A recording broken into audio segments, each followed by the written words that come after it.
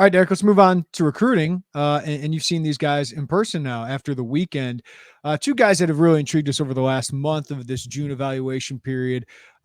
Phoenix Gill, let's start there. Obviously, the son of Illini legend Kendall Gill. Illinois offered him last summer after a strong summer.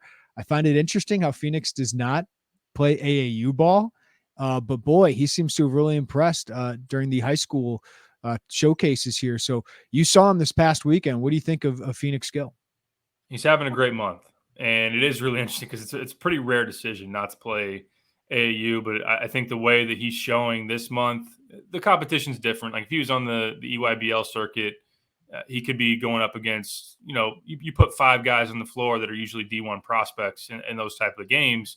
So not to take anything away from him, but the fact that I think he's still finding ways to progress. His body's progressing. Him and Kendall are in the weight room a lot, and just the approach of trying to keep him fresh. I mean, I understand. I get it. Like as somebody that goes out and covers a lot of these events and knows how much the coaches are on the road. It's a grind. I mean, you finish the high school season and you get about 2-3 weeks until you're in the gym every weekend of AAU throughout the rest of the spring. Then you're with your high school team. Then back in July, you're playing AAU ball. And Kendall's talked about it. I know they did a feature on WGN that he thinks it's too much. It's too much in terms of burning kids out and not developing, really honing in on development.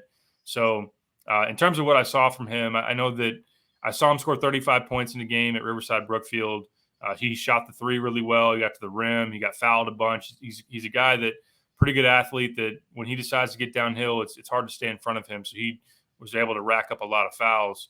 Then you go to Romeoville this past weekend. I just love his feel. I love his feel for the game.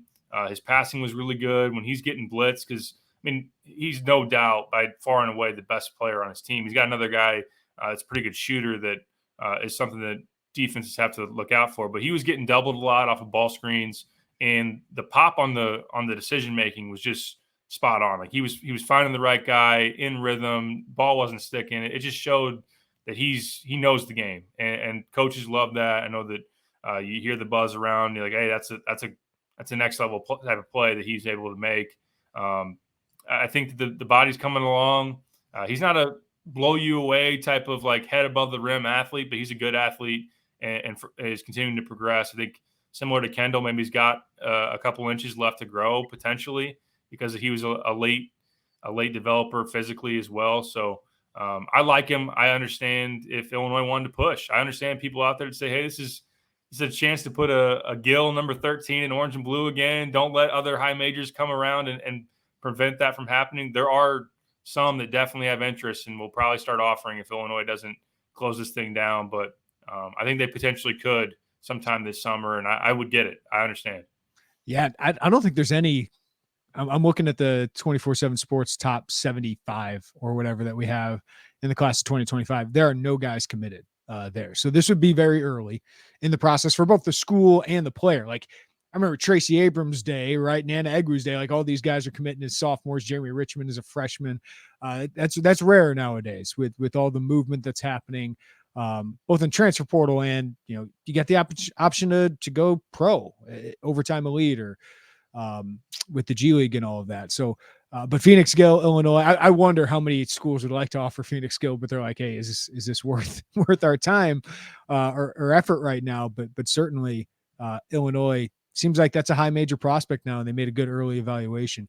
Illinois did make another in-state offer in 2024, Derek. Jason Jakstys out of Yorkville. What do you make of him as a prospect after seeing him up close?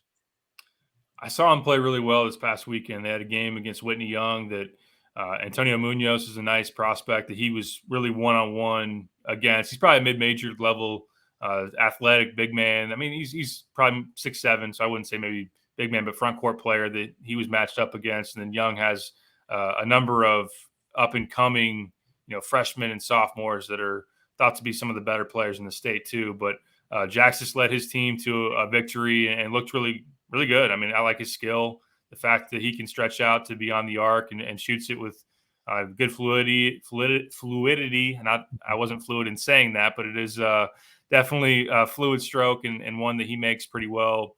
Can also do some stuff off the dribble. I know the knock I think some people have seen him. He's a slender big man, blocks some shots, can face up and do all that kind of things. And some guys say Brandon Lieb. And after watching him enough, I think he's in a different category. I think he's more skilled than Brandon. I think he's more of a mobile and just more of a fluid athlete than Brandon Lieb was. So I like him. I think that there is some development that needs to happen, and he's not someone that's going to come in and impact you right away. I wouldn't imagine. I think you got to see if he's bought into kind of a longer term view of finding his way onto the court and being a significant piece for you.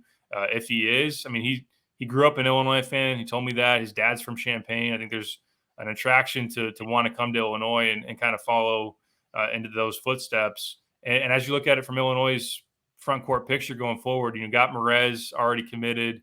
You've got Imani Hansberry here as a freshman. You're going to have Dane for another year.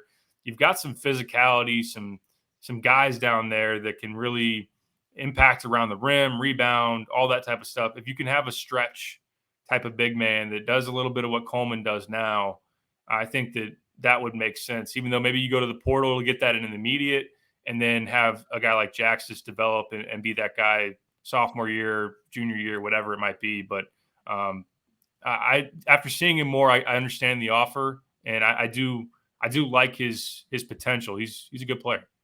Yeah, and Derek, when you got 13 scholarships, listen, I know they'd like more, but there's a couple spots for developmental guys, right? And if it's Jakstys or if it's Phoenix Gill that might need a year or two, like there are opportunities there where you can have a couple guys who aren't top 70 recruits, right? Like, and maybe these guys can end up there, especially maybe Gill if he really takes off here. But there's spots for that, especially for in-state guys who I think understand the process, understand what their role eventually is going to be. And then, as you said, you supplement it with, Illinois is going to need somebody after Coleman Hawkins in that role, add a transfer, and then you add Jakstys behind it. Makes some sense. So I still think there's a place for developmental guys. We're seeing it with Niccolo Moretti. I don't think Imani Hansberry needs to be a developmental guy, but with what Illinois has in the front court, he might get a year of development before he's counted on in a huge role. Yeah, I think that's definitely something that as you go forward, it's probably different than this year where you look on the roster and you probably got 10 guys that are probably ready to play this year or definitely want to be in that mix, where going forward, and that still leaves 3 scholarship spots for someone like Moretti. I think Hansberry is going to be in a situation where he's not going to play a ton this year if everything goes well with Guerrier, Damask, obviously Coleman, Dane. But you can have a handful of guys, 2, 3, where they are longer term prospects. And I think that we were talking before we got on the pod of like maybe when they're in-state guys, they're a little bit more. And now I know we've had the Adam Millers leave, and there's been a handful of guys that you might think would stick it out that didn't. But someone that might be from the state might be more willing to understand the situation, be more bought in, be more happy to be at Illinois when maybe they don't play for a year. I look at Purdue with Trey Kaufman-Wren, came in, Indiana kid came in, redshirted. We never see that. Who redshirts these days? Matt Painter, the last one. I guess Moretti technically did, but that really doesn't count. He showed up in February? Yeah. If they're not like transfer, well, now you don't have to when you transfer. There's really very few occasions when we see red shirts anymore. But I think that Brad likes that potential, and especially starting with 25 and beyond in that class. And I know that Jakstys is 24, but you're going to have maybe more of an emphasis back onto high school recruiting because of get rid of the COVID year, and it kind of shrinks the portal some. I still think it's going to be crazy and still going to be very active. But I think that it's an interesting try to find your lane, because I think that Brad's gone heavy on the portal recently, but also still misses some of the developmental program, long-term chemistry, culture, buy-in, and all that stuff. So they're trying to find the right lane, and it is got to be adaptable, which I will say that they definitely are. But there's value to that too. Yeah, it's fascinating. Like, as we get more data on this, like you can succeed either way, whether you're Purdue or Michigan State and don't really go after transfers, or whether you're UConn and you supplement with transfers with good recruiting classes, or if you go just all out transfers like Miami. Like you can have Miami, success, Arkansas. Arkansas in many different ways here.